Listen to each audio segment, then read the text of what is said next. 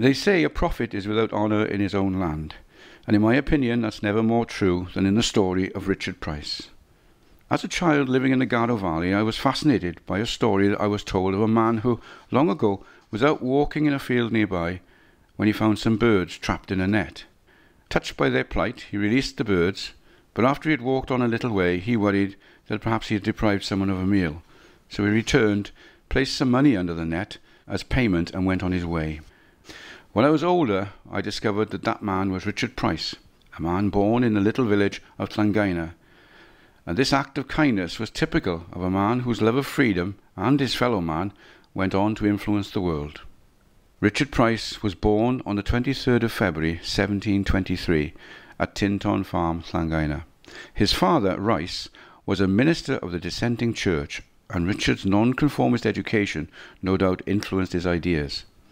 At the age of 18, he left home for London, where he enrolled at the Hoxton Theological Academy, where he studied to become a minister and went on to preach in Newington Green.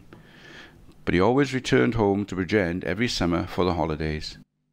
Many people know Richard Price for his discovery of a mathematical formula to predict people's life expectancy, a calculation which proved invaluable to life assurance companies in the City of London.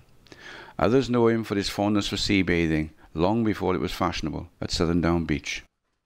The French government was so impressed by his economic theories that they declared 6 days of national mourning when his death was announced.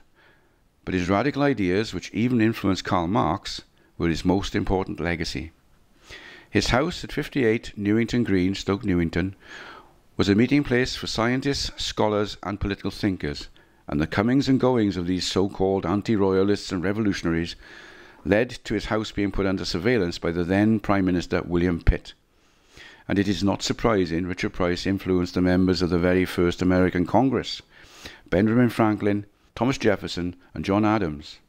He inspired one of the first campaigners for women's rights, Mary Wollstonecraft.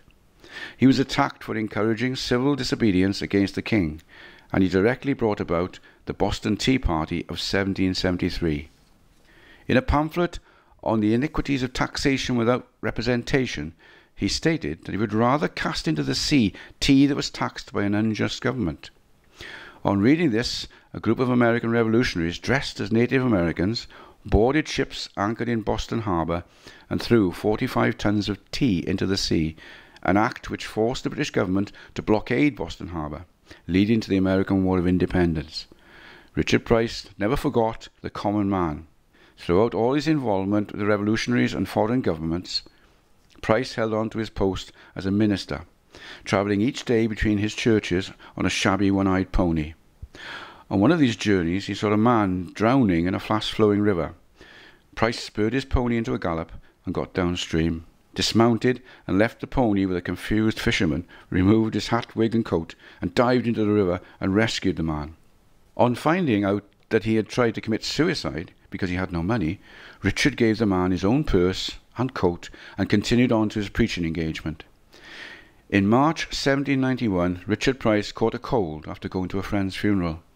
He remarked that attending funerals was a sure way to send the living after the dead, and was dead himself by April 1791. His funeral procession was impressive, there being above 20 mourning coaches of his family and close friends, and a further 30 gentlemen's carriages. Because of the crowds attending the funeral, the actual interment was 5 hours late.